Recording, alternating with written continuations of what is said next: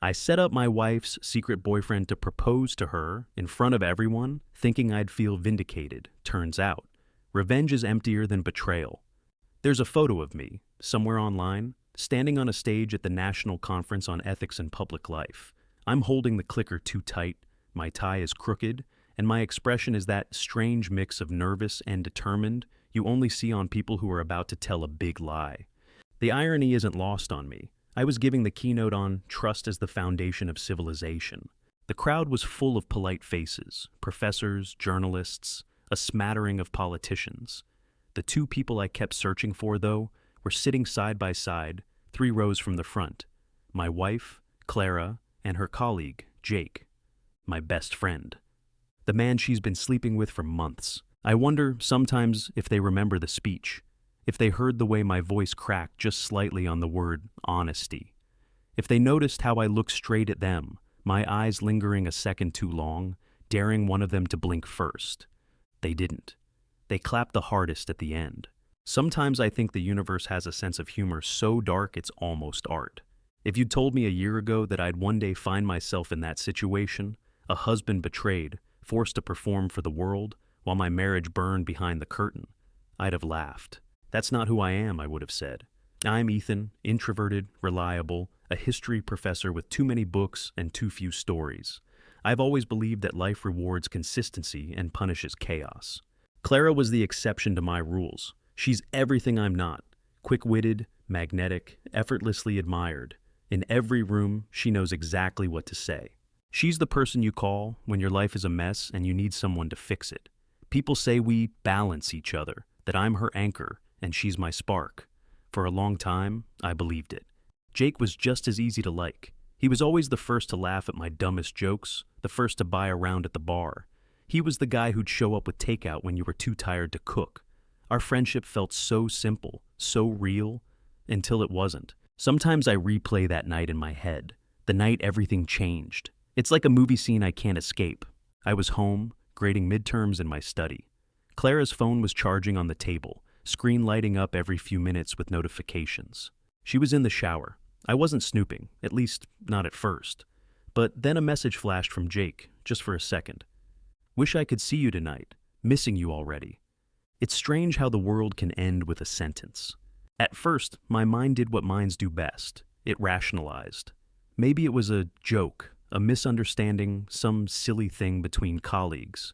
But then the curiosity, a kind of slow, sick dread, took over. I told myself I'd just check, just this once, just to set my mind at ease. You know the rest. The texts were endless. Inside jokes, late-night plans, confessions. I saw my marriage written out in someone else's handwriting, and for the first time in my life, I felt small, invisible, disposable. I didn't confront Clara that night, or the night after. Instead, I slipped into the kind of observation you'd expect from someone grading essays for a living. I watched her, the extra attention to her phone, the way she smiled at nothing sometimes, the new perfume, the sudden need for late meetings. Jake kept showing up too, at our dinners, at the conferences Clara planned, even at my own birthday. Looking back, I wonder if he was waiting for me to notice, to challenge him, to break the spell with a single angry outburst. But that's not how I work. I've spent my entire life building quiet solutions to loud problems. I don't explode. I erode, slowly and invisibly.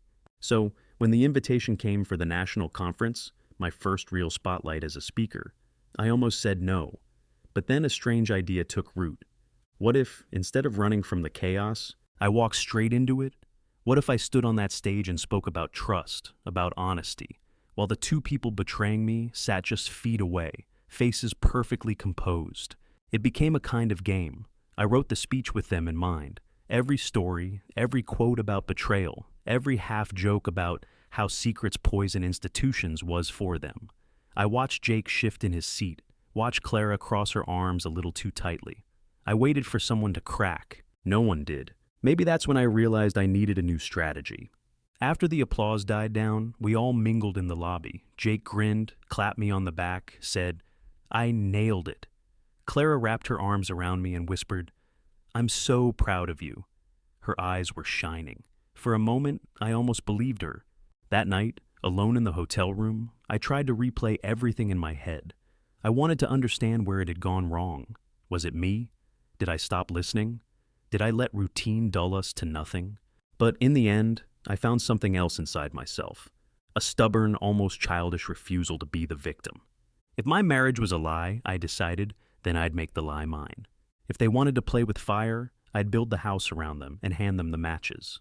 The next morning, I invited Jake for coffee, just the two of us. I smiled. I asked about his work, his plans, his dreams. I suggested we collaborate on a project. Joked about how it's always the quiet ones you have to watch. He laughed a little too loud.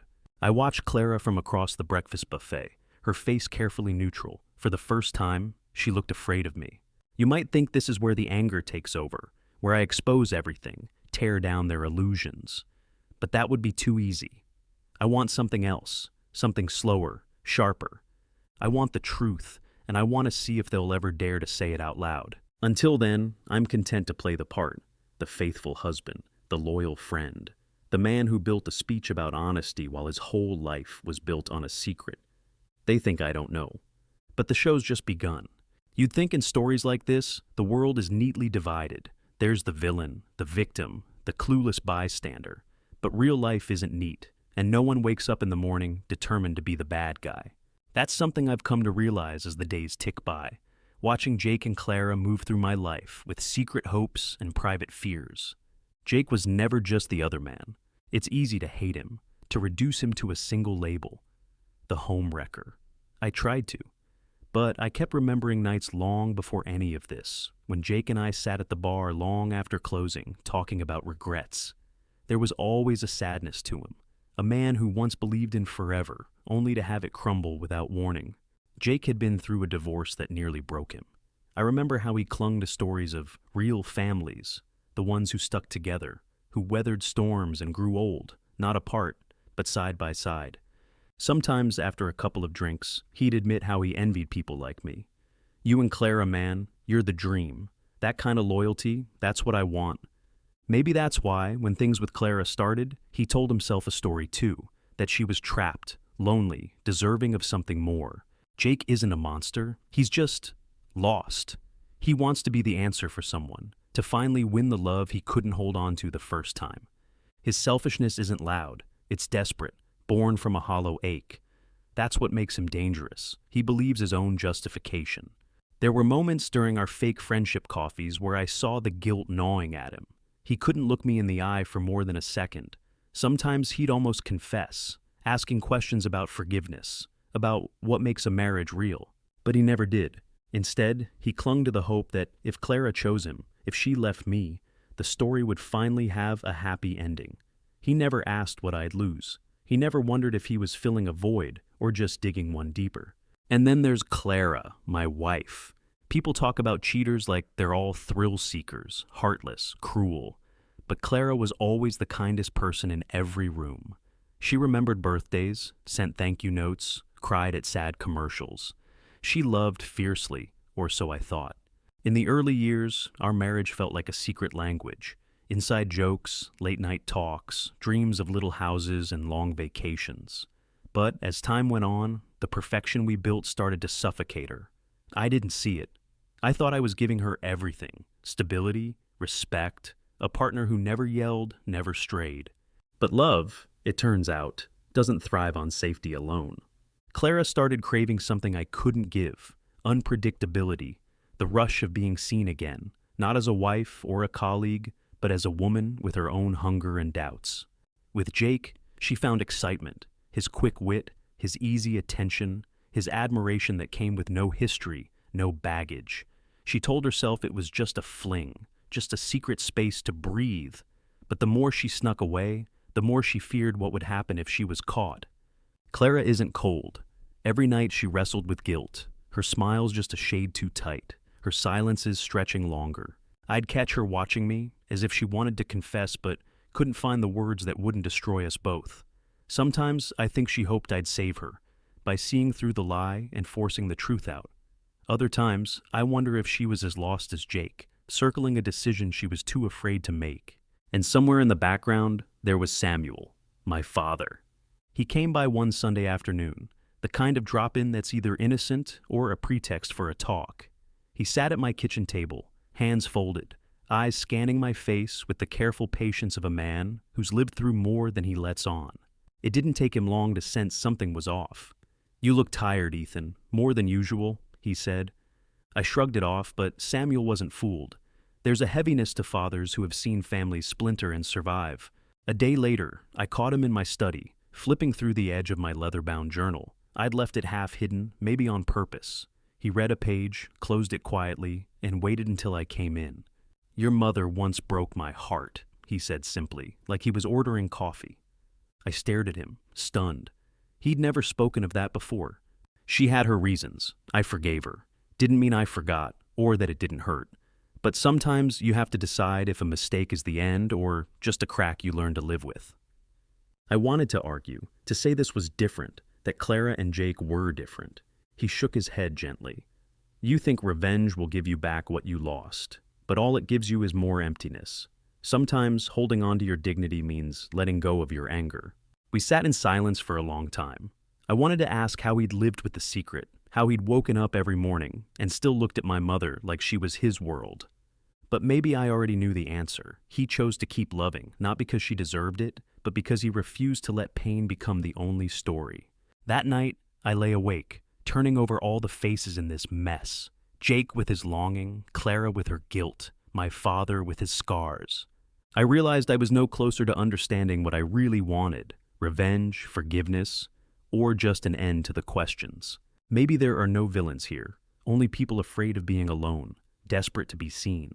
And maybe, when the time comes, the only thing left to choose is who you become when the lie finally breaks. If anyone ever tells you revenge is easy, they've never truly tasted it. It's not a quick stab or a righteous outburst. It's a slow, cold process where you have to keep wearing the same smile, drinking the same coffee, shaking hands with the man who betrayed you. After my father's visit, something in me hardened. His words about dignity and forgiveness didn't fall on deaf ears, but I wasn't ready to let go. I wasn't looking for peace. I was looking for closure, even if it meant torching the bridge behind me. I started with Jake. I invited him out more, drinks after work, pick-up basketball, even long walks where we'd talk about everything and nothing. I let him in, let him believe he was earning my trust. At home, Clara was tense. She'd watch us from the kitchen, force smiles, her nerves fraying at the edges. But I played my part so well that Jake started to relax. One night, I brought up Clara in a way I'd rehearsed 100 times. "You know," I said, swirling ice in my glass, "I sometimes wonder if I'm really what Clara needs. She deserves to be happy, even if that's not with me." Jake's face twitched, just a flicker. He hesitated. "Man, you two are perfect together." I laughed. "That's just what people see. Sometimes I think she stays because she feels she has to. If she ever really found someone she loved, I'd let her go. I'd want her to be free, you know?" It took a few days, but I could see the wheels turning. I left hints, memories of times Clara had seemed distant, stories about couples who found happiness after letting go. I told Jake that I'd support Clara no matter what she chose. He started confiding in me, more and more. He talked about loneliness, about wanting a family. He asked if I believed two people could find happiness after betrayal. I told him I did. It was almost too easy. The more I opened up, the more Jake started to believe that he was the hero in this story, the one who could finally give Clara what she needed. The stage was set. The next step was the party. I told Clara I wanted to host a family dinner, something warm and cheerful, to remind ourselves what mattered. She seemed relieved, maybe even hopeful, that things could go back to normal. I invited both sides of the family, our closest friends, everyone who mattered. I made sure Jake got a special invitation. "I need you there," I told him. "You're the only one who really understands what I'm going through." He promised he wouldn't miss it. In the days leading up to the party, I could see Clara unraveling. She checked her phone constantly, lost her appetite, snapped at small things. I tried to be kind, gentler than I felt, because I knew this would be the last time we'd ever pretend. The night of the party, the house filled with laughter, clinking glasses, the smell of roast chicken and fresh bread. Clara looked beautiful, her hair just so, her smile tight but determined. My parents hugged her, her mother fussed over the flowers. Jake hovered at the edges, nerves buzzing through his every move. I raised a toast, spoke about family, about gratitude. I thanked Clara for being my partner, my friend. Jake stood next to her, shifting his weight, eyes searching mine for some unspoken permission. And then I gave him the nod. He dropped to one knee, pulled out a ring box. The room froze. All eyes turned as he looked up at Clara, voice trembling. Clara, I love you. I want to spend my life with you. Will you marry me? For a moment, the world stopped. Clara's face drained of color. She looked from Jake, still kneeling, to me, searching for a sign, an escape, a lifeline. Someone gasped. Clara's mother nearly dropped her glass. My father's jaw clenched. I stood still, hands folded, my face calm. Inside, I was a mess of adrenaline and pain. But on the outside, I was unshakable. Clara stammered, Jake, what are you... This isn't... Jake's voice broke. You said you loved me. You said you wanted to be free. Ethan supports us. He told me himself. Now everyone was staring. There was nowhere to run. Clara shook her head, tears streaming. No, Jake, please. This isn't... Please stop. The silence was a knife. Friends shifted uncomfortably. Family whispered. The truth was a raw, open wound in the center of the room. Jake stood up, crushed, his hope shattered. Clara tried to speak, but the words wouldn't come. I cleared my throat. I think it's time everyone knew the truth, I said, my voice even. There have been secrets, mistakes. I'm sorry you all had to find out this way. No one said a word. For a second, I almost wished I could take it back, to rewind to some quieter pain, less public, less final.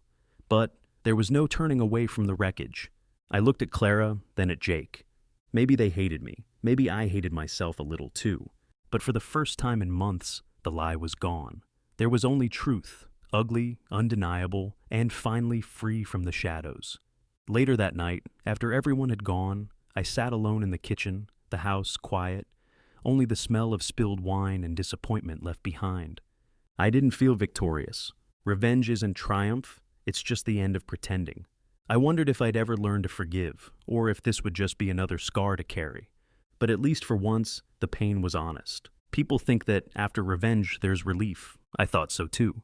But as I sat alone in my darkened kitchen after the last guest had left, all I could feel was a heaviness pressing against my chest, a quiet, echoing emptiness that no one had warned me about.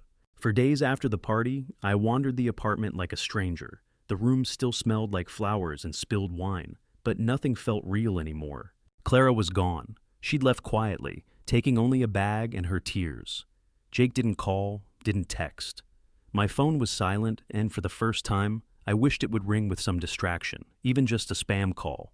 I watched the sun come up over the city, watched my own reflection in the window, thinner, haunted.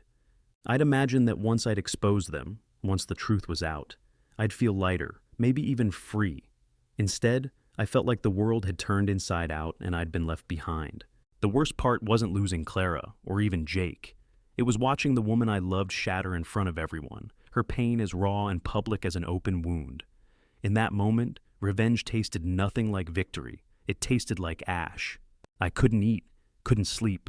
My mind replayed that night over and over. Jake's trembling voice, Clara's horror, the stunned silence, the whispers that followed. I wondered if any of us would ever feel whole again. A few days later, my father came to see me. He didn't say much at first, just sat with me, drinking coffee, both of us staring at the city as if answers might appear in the skyline. Finally, he spoke. You know, the hardest thing about being betrayed isn't the pain. It's what you do with it. I chose to forgive your mother, but that wasn't the end of the story. Every choice, revenge, forgiveness, silence, they all leave a scar.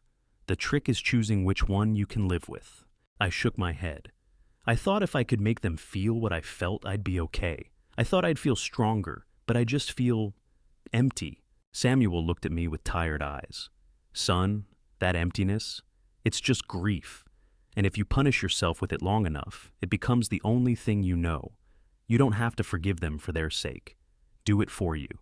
Let it go, so you can live again. We sat in silence, the kind that says everything words can't. Somewhere across the city, Jake was coming to his own realization. He'd spent days replaying what happened, crushed by a shame that burned hotter than any guilt. He wrote me a letter, never sent it, admitting he'd let his loneliness become an excuse, that he'd mistaken longing for love, that real love can't begin with lies and ruin. Clara, too, was unraveling truths she'd never dared face. Alone, she realized her affair wasn't about Ethan or Jake. It was about an emptiness she'd carried for years. No one could fill it for her. No one could save her from herself. She had to learn to be at peace alone, to find self-worth beyond being needed or desired. As for me, I didn't rush to move on. I didn't lose myself in work or search for someone to fill the void. Instead, I did something people rarely do in stories like this. I disappeared. I called the university, asked for an extended leave. I packed a single bag and drove out of the city, farther than I'd ever gone alone, to a small Benedictine monastery perched on a quiet hill.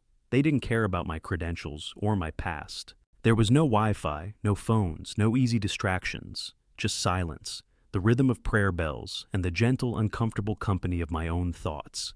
At first, I hated it. The silence was loud. My mind kept clawing at old wounds, searching for someone else to blame. But slowly, in the space between morning light and midnight prayers, I started to hear another voice, one that whispered about the fear I'd carried all my life, the fear of being left behind, the terror of not being enough. I wrote pages in a simple notebook, no audience, no performance, just raw, messy truths. I realized that revenge had only been my way of fighting powerlessness, of screaming into the void. What I really needed was to stand still and let myself hurt, without running or fighting or pretending. The monks taught me nothing mystical, only that pain, faced honestly, can become just another part of you, no longer the enemy. Forgiveness, they said, was less about the other person, more about setting yourself free from the story you keep telling about your wounds. A month later, I returned home, not cured, not forgetful, but changed. I was no longer haunted by Clara's betrayal, or Jake's longing, or my own anger. I'd learned that scars don't vanish, but they stop bleeding if you let them breathe. And I forgave, not for Clara, not for Jake, for myself, because I deserved a life that wasn't defined by what they did. Tonight, for the first time in months, I opened my laptop and wrote this. Maybe you're reading it on Reddit, wondering if I'm a fool or just another casualty of love gone wrong. Here's what I know now, what I wish someone had told me. Revenge was how I tried to prove I wasn't weak, but the only thing that healed me was facing the pain and fear inside myself. If you're hurting, don't run from it. Sit with it. And when you're ready, let it go. Not for them, for you. That's how my story ends, or maybe finally, how it begins.